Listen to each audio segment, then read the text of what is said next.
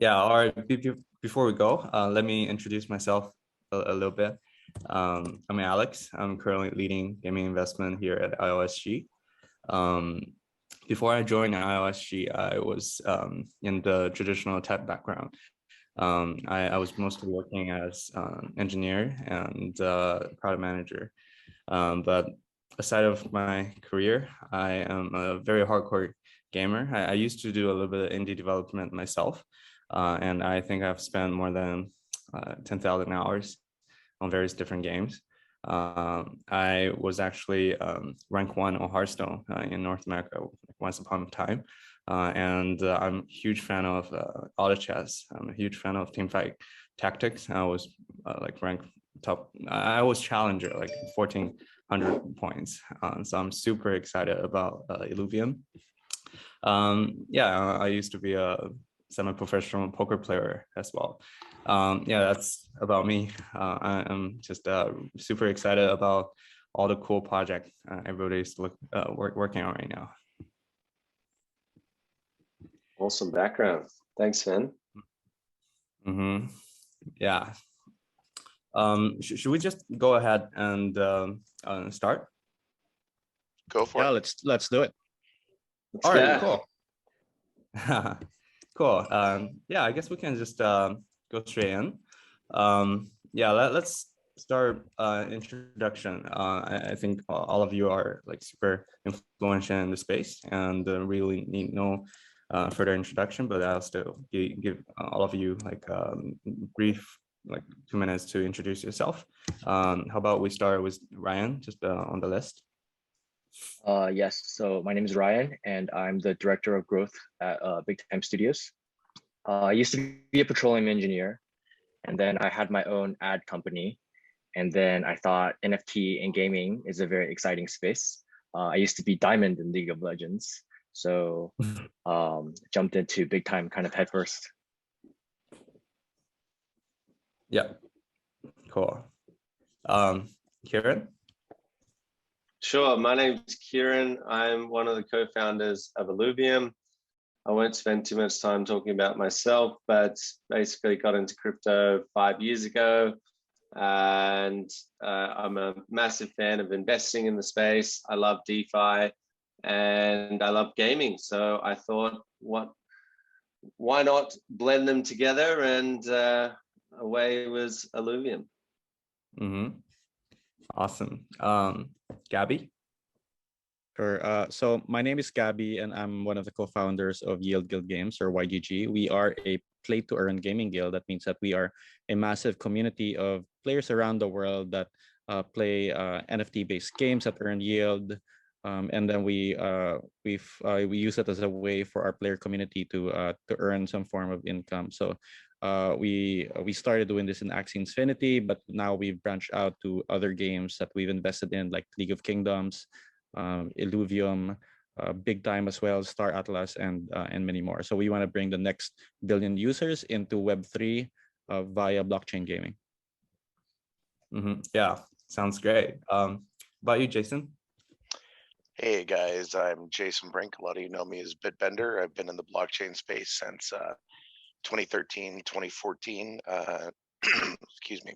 My voice is absolutely shredded because we just came off of a 3-day event here in Las Vegas where we had a bunch of interesting announcements and whatnot. But yeah, we Gala Games makes AAA games in partnership with studios around the world. We currently have about 15 different AAA level titles in progress, and we will be launching several of those in Q1 of next year. And they're all designed with a play to earn component and NFT integrations within them. Got it. Awesome. Yeah, let's just dive into the panel. Yeah, the first question is, what do you think is the biggest issue with Web2 gaming industry, and how will blockchain games shift that paradigm? Anyone want to take a first go on this? I can start. Mm-hmm. So I would say that like a lot of the gaming right now, it's a little bit hard to start, mainly because like you have to like have a MetaMask wallet or some kind of a wallet, right? And then like going to Coinbase or like Binance and then withdrawing that money to your wallet and then having custody of those like funds and assets. It's a very scary process. And so I think that like one thing is that like whoever will be able to bridge the gap for gamers and crypto natives will have a really good player onboarding experience. So I would say it's more about like getting gamers familiar with crypto rather than getting crypto familiar with gaming. Yeah, I think that's definitely true. Sorry. Go ahead. To build on that a little bit, I think directing it specifically at, you know, Web 2 and more traditional gaming, I think that before we even get to the point where we're talking about MetaMask and onboarding and things like that, there's, you know, sort of the fundamental flaws that are built into the entire Web 2 traditional gaming ecosystem, whereby you know, you don't actually own anything. You pay money for something, you never receive it. You can't do what you want with it. You can't, you know, spend it. You can't sell it. You can't gift it. You know, I think that the concept of ownership has, up until very recently, been completely stripped out of gaming, and that is, you know, central to the Web 2 centralized ethos. And I think that all of us working in a Web 3 world, regardless of whether it's you know, whether it's with a painful, high friction onboarding process or not, need to address the fact that we need to let players actually own stuff. We need to let players take an active interest in the growth and development of projects that they find fascinating, and we need to really take a stand against the Web 2 ethos of centralization and corporate control of in-game assets. Yep, totally agree. Ownership is the key. Anybody else want to add on Yeah, that? I mean, I certainly echo those thoughts. I've been, like all of us have on this panel, we've all been playing games for decades and decades, and the fact that you can't actually own your assets in a game is a massive flaw. It's been something that gamers, it's something that really surprises me about traditional gamers when they hear about NFTs. And I know there's the whole environmental issue, and we'll maybe get into that, but the fact that players can actually own their assets, sell them, do whatever, you know, as Jason is saying, gift them, do whatever you want with them because you actually own them. And if the game dies or they move on or there's a new version, you still own your asset and you can do whatever you like with that. That has been a concept that traditional gamers have been wanting for so many years that it almost surprises me that the reaction of traditional gamers around these new NFT games that are launching. And I can only think that the reason that they haven't really jumped into it is purely because they're looking for the same quality of games that they would get in the mainstream right now. But we'll see. Definitely. What about you, Gabby? I think you were in game development before YGG as well. Yeah, I've been in game development for around 18 years now. I think there's actually not that much to add to everything that's been said. But in these games that have virtual economies, game farming has been done in games like WoW and RuneScape. And but these have been kind of against the terms of service, and it's very gray market. So people have to use third-party websites to do their trading, and there's a lot of scams around. So actually having this as part of the core game loop where people can own their assets and trade them, I think is a massive improvement over that. Because as long as you're creating things within value in a virtual world environment, people will find ways to trade them. So better to just make it explicitly part of the game. Exactly right. Definitely. Yeah, 100% agreed. And I totally agree on the ownership element of crypto gaming. But speaking of ownership, this kind of leads to the next question. So last week, one of the largest games in terms of trading volume, CryptoMine, lost almost like 95% 5% of its market cap in 48 hours. The highest is like $800, and now it's sitting at like $2-3. What's your opinion on games like crypto mines? I mean, players still have the ownership of their NFT, but the value is really fleeing away from them.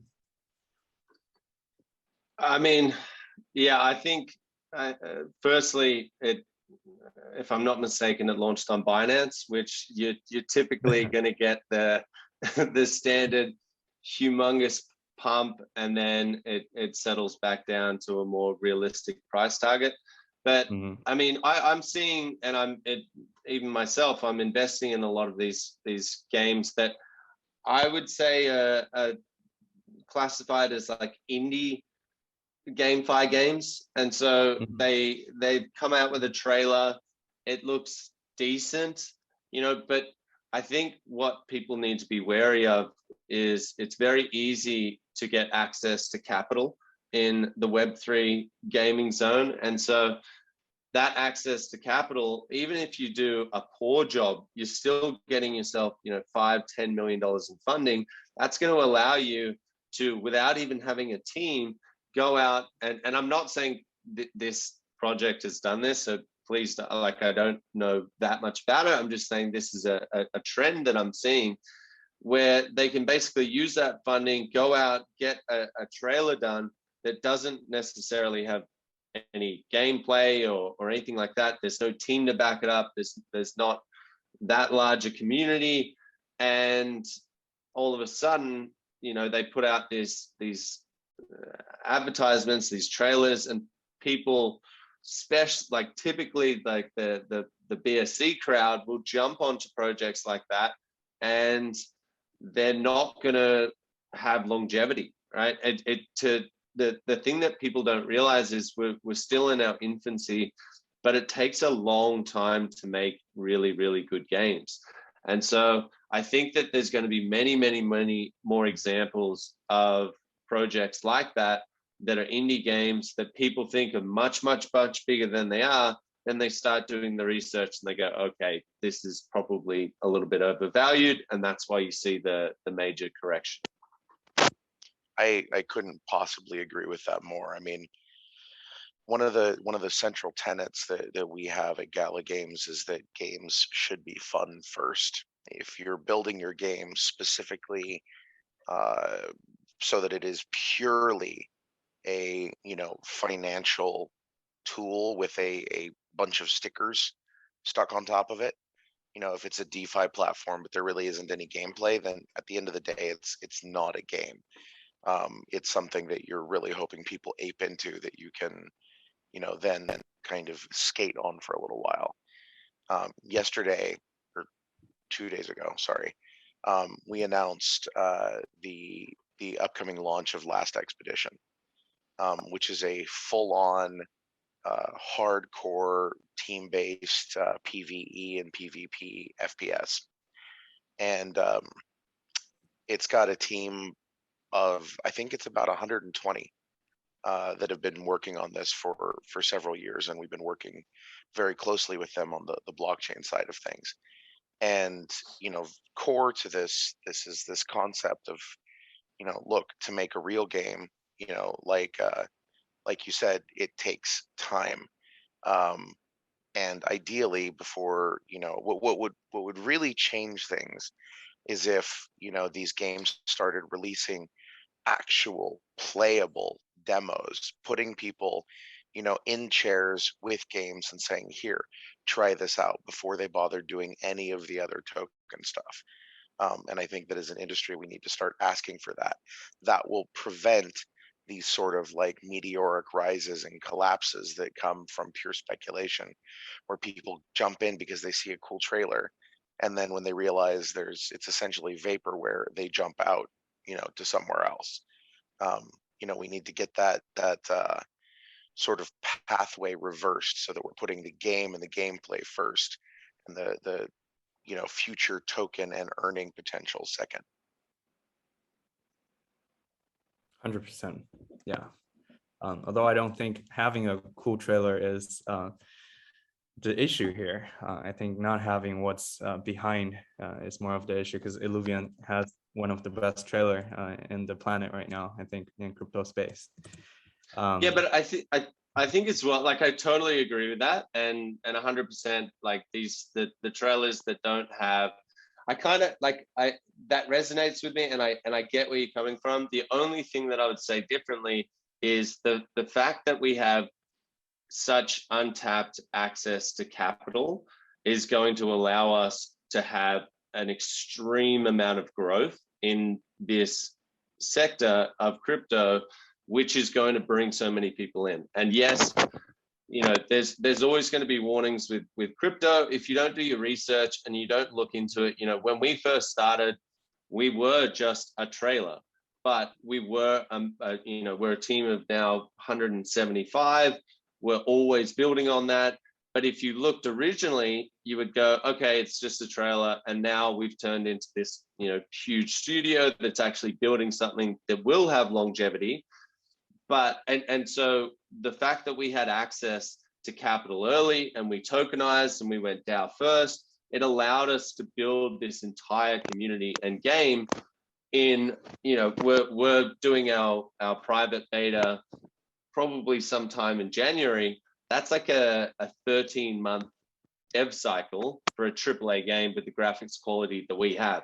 I do not think that that's ever been done in the mainstream. And I don't think it's even possible to be done when you think about literally a brand new studio. And the reason is we have access to so much capital, plus we then have the ability to issue tokens to team members, which is highly motivating for them to start building at a rapid rate versus, oh, I got to go into Ubisoft today or Epic or whatever and just, you know, mumble along. Sure. No, that's totally fair, man. I mean, and one of the things that I think differentiates you guys is that you actually went and did that. Yeah. When there are lots and lots and lots of people that are like, you know, I've bought some random assets on, you know, the Unreal store. I've dumped them into a quick, you know, demo. We slapped together a 30-second reel and, you know, raised $35 million on it, that sort of crap. You know, it's very reminiscent of the worst of the ICO craze of a few years ago. And I think that the less of that we have, the better. Kudos to you guys for pulling it off and making it work. Yeah, to add to what Kieran and Jason were building, the great thing about crypto is that we were able to do capital formation and then build product after. This is something that's pretty much unheard of in the game industry, obviously, but in most other markets, it's hard to raise the kind of money that the founders here have been able to raise for their game companies. And what truly separates what the good founders are those that are here to stay, that are building product and really thinking about their community long term. Unfortunately, it's very easy right now to raise that capital and just bring up smoke and mirrors and actually deliver nothing of value. But if you look at the founders who are delivering something, as everyone here said, it takes time to create. It takes time to create a good game that will have a good economy, polished assets, really good gameplay that will drive years and years and years of value. You just can't do that in a couple of months. So the good founders here are the ones that are engaging community, building value, having them own the assets in the economy.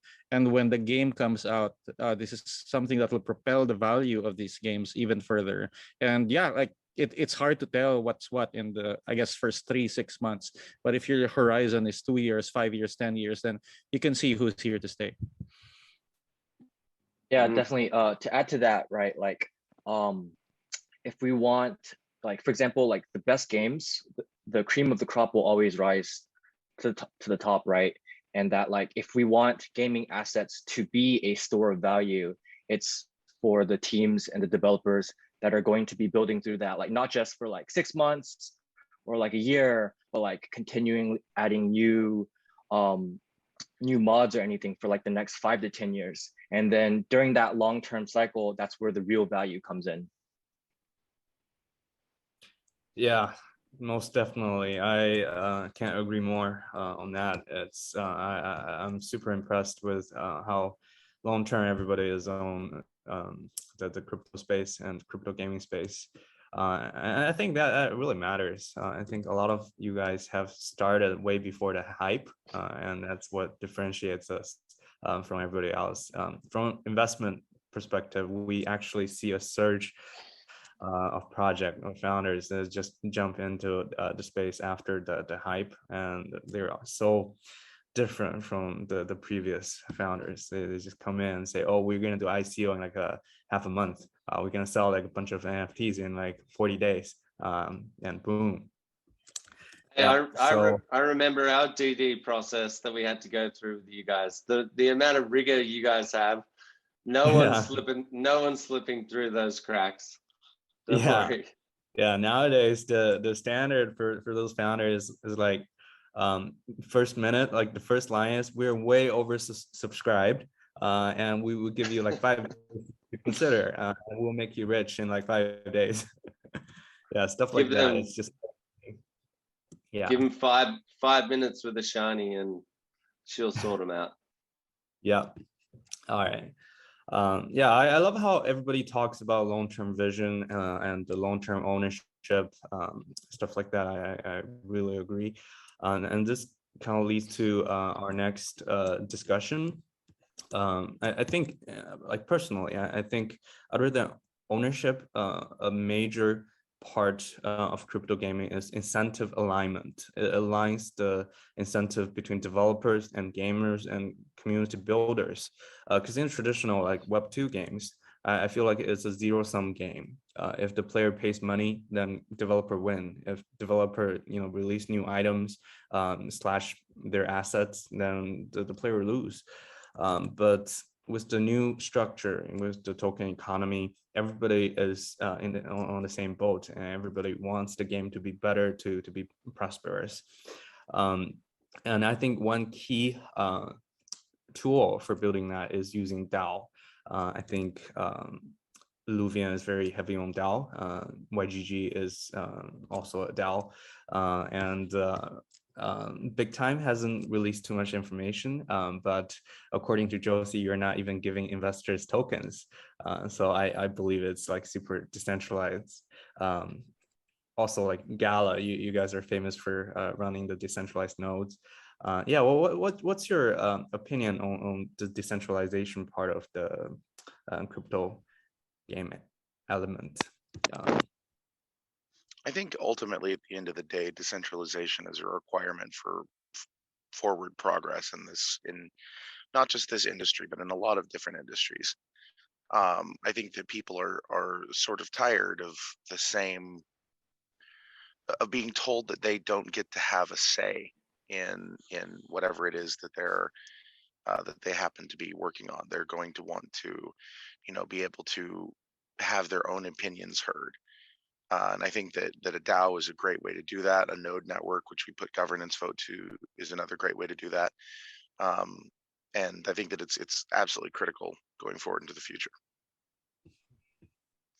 Yeah, and I think aligning incentives is a huge one.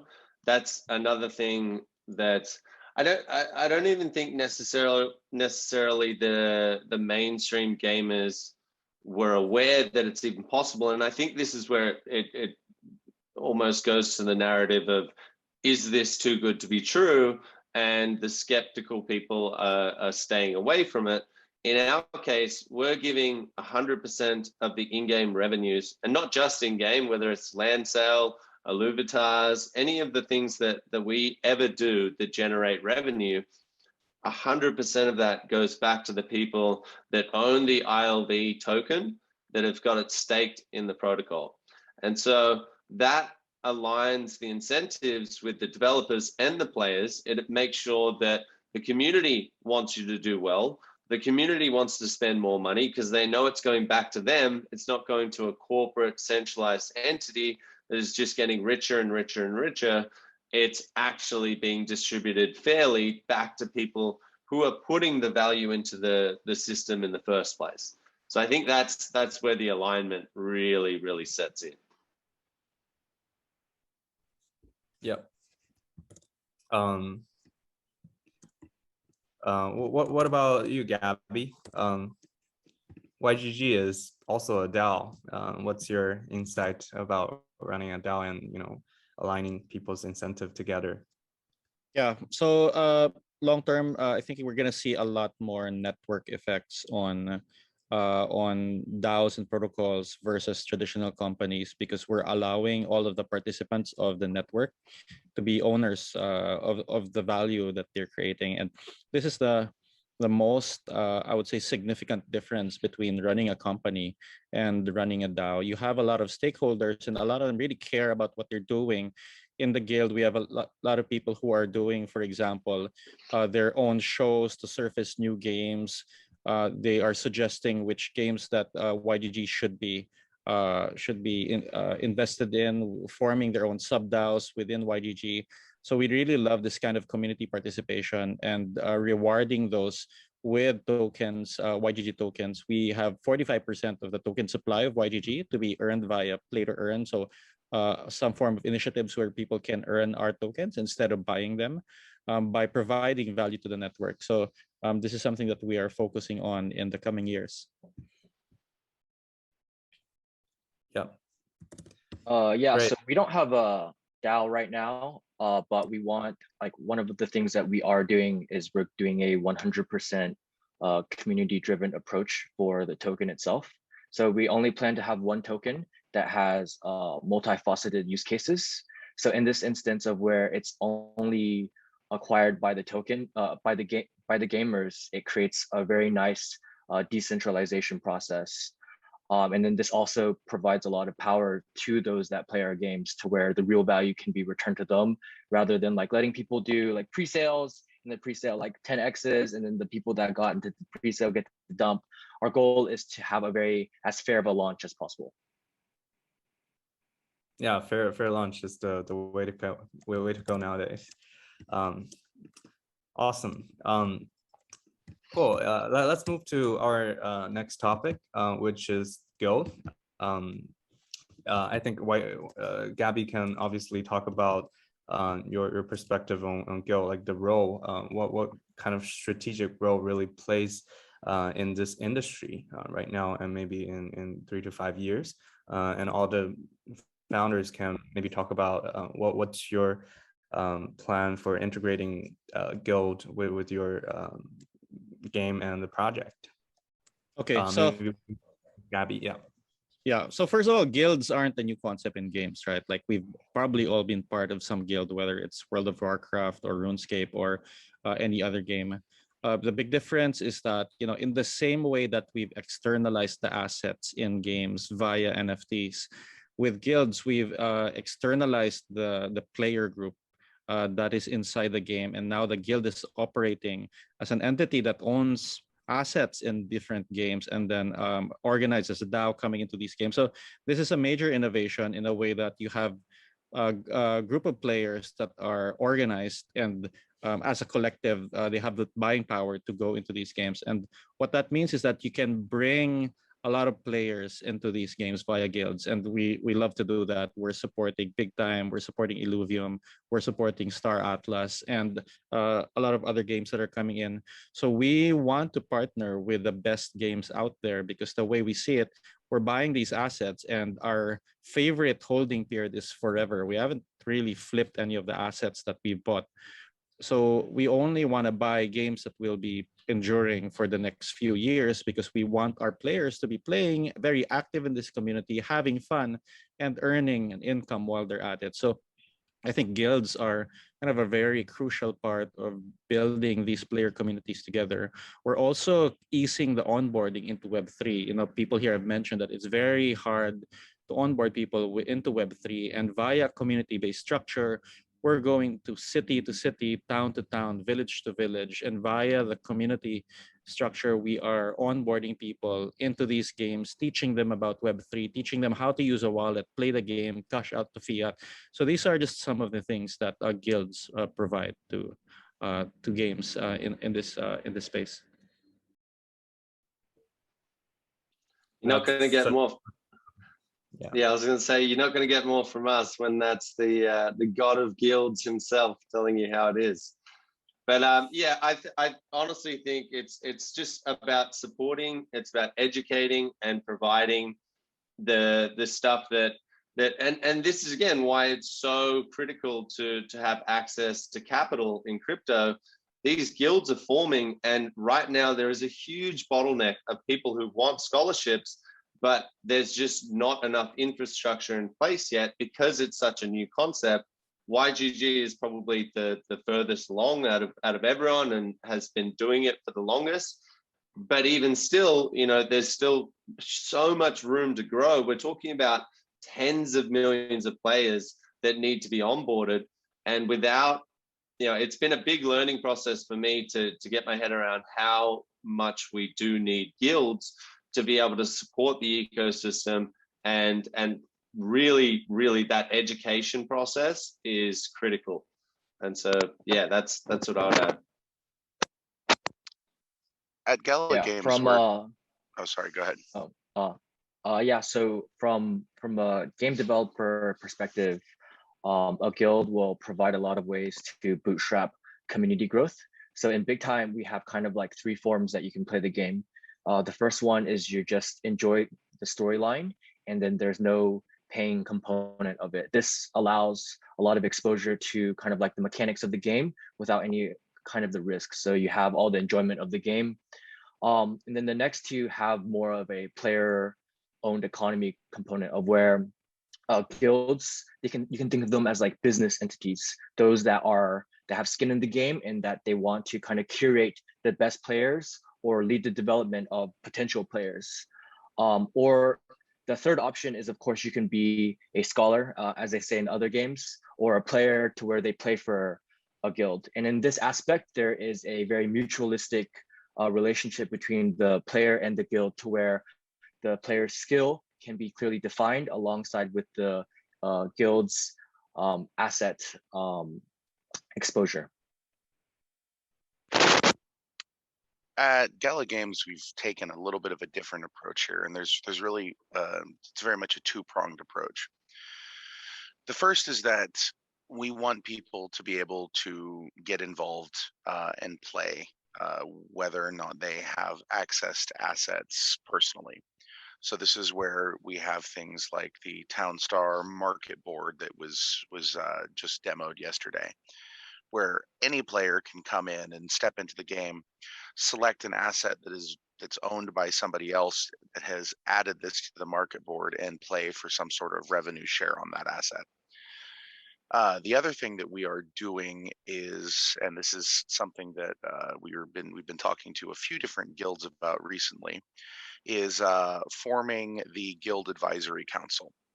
What we see is that guilds play a very, very important role in community building and education, but they should not play a role in gatekeeping access to gameplay or content.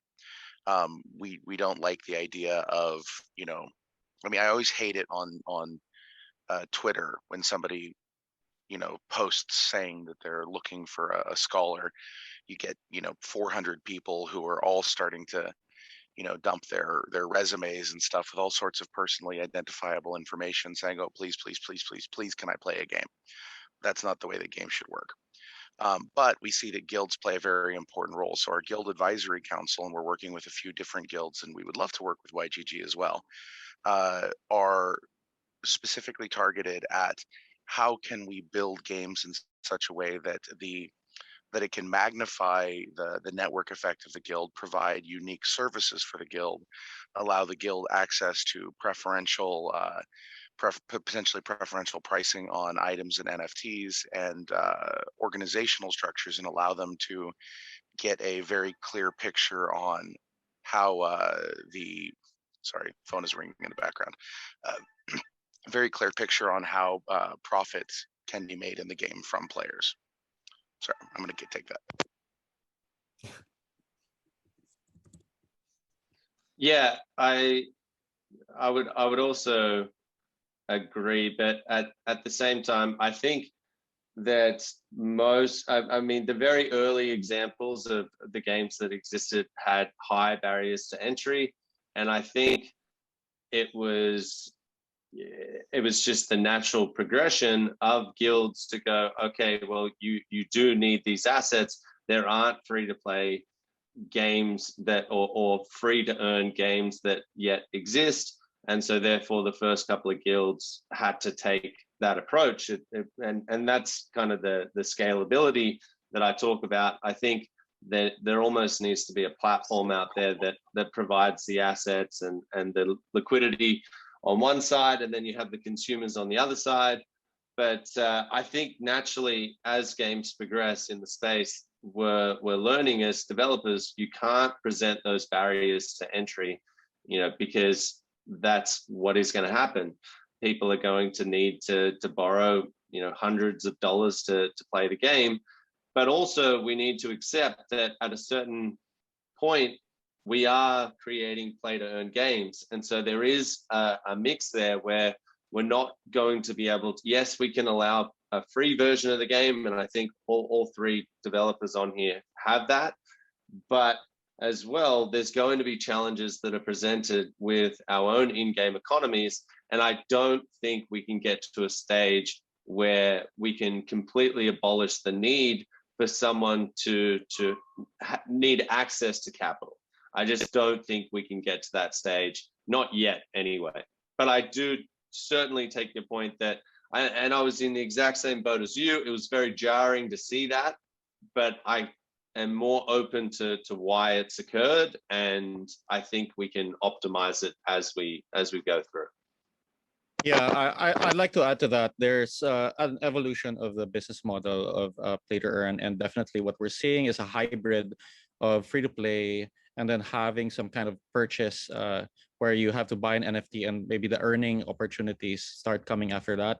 I do expect most of the industry to move towards this direction, but you still need to have players, guilds, entities that will be investing into assets in the game, buying into the economy for there to be some type of kind of reward that people will earn. And yeah, this is why we have blockchain-based economies in these games to be able to facilitate this kind of value transfer. So yeah, I do expect to see the guild model or the play to earn models evolving. There will be some aspects that are free to play. There'll be some aspects that need you to purchase.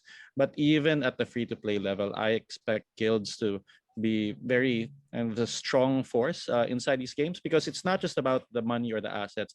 It's also about community, being part of the teams, playing with people that you want to play with. And this has always existed in games in the past 30 or so years. They're just not valued at $10 billion. One tiny difference. Yeah. Yeah, I couldn't agree more. I love to see the evolution of Guild. Yeah, initially I was skeptical, but nowadays, actually, as investors, from the perspective of investment, we actually see guilds being far better investors, especially like early round, like angel seed round investors than traditional VC. You guys understand the game much more. You study the tokenomics, you study the team, you study the structure, and also you provide not only liquidity, but access and players and scholarships. That's just so, yeah, it's next level. Maybe in like 5 years, VC will just be the line, between VC and Guild will be more blurred. Maybe guilds will be VCs. Who knows? Yeah. Well, we definitely want to work with YGG very closely on that to not be abandoned by the time. All right. Yeah, I think the discussion of Go sort of lead to next discussion, which is also very debated in the space, which is P2E. Right now, the market is not doing super well. I think Axie Infinity, the SLP has dropped to a very low level right now. And I think playing Axie Infinity, a single account for most scholars will make less money than the minimum wage. And what's your opinion about play to earn?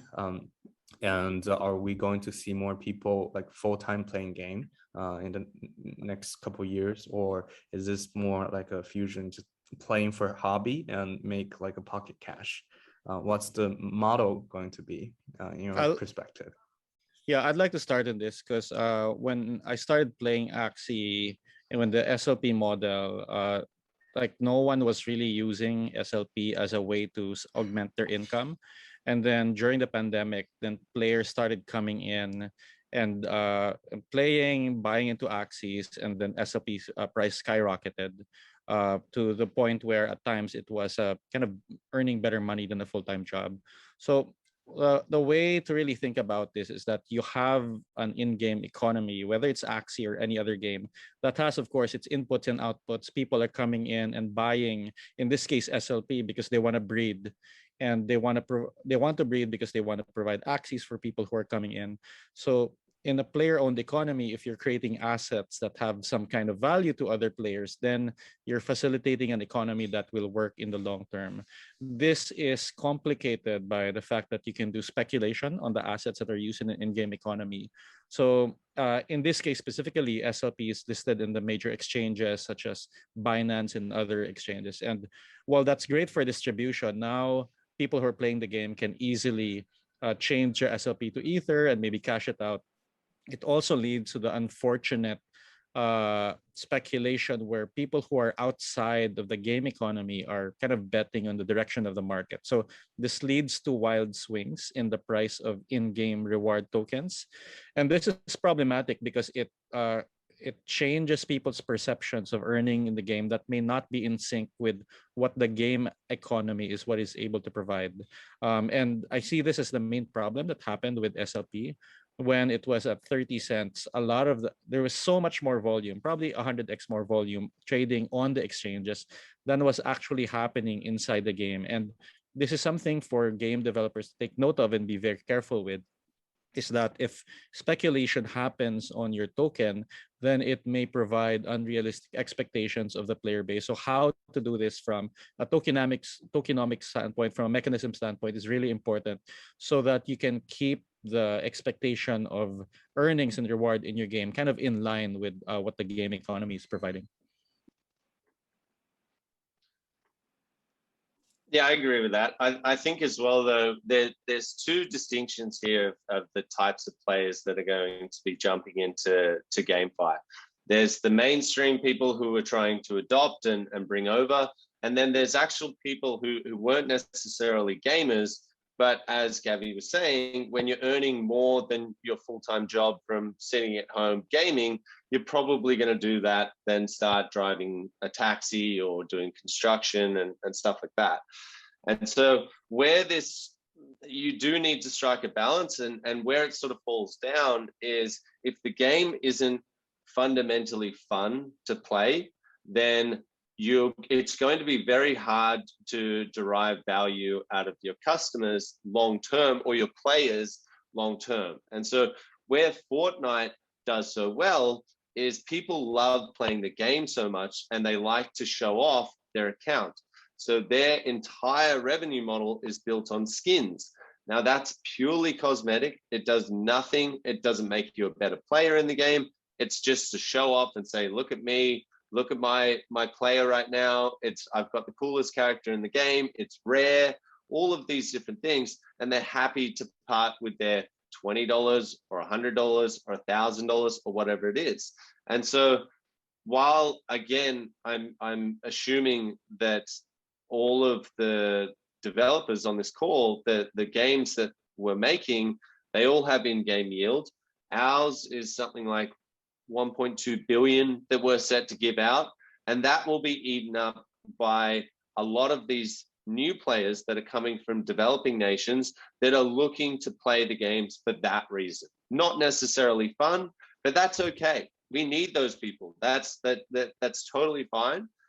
But they're not going to be the people that are going to go into your marketplace and start buying cosmetics and things that derive value from essentially nothing, right?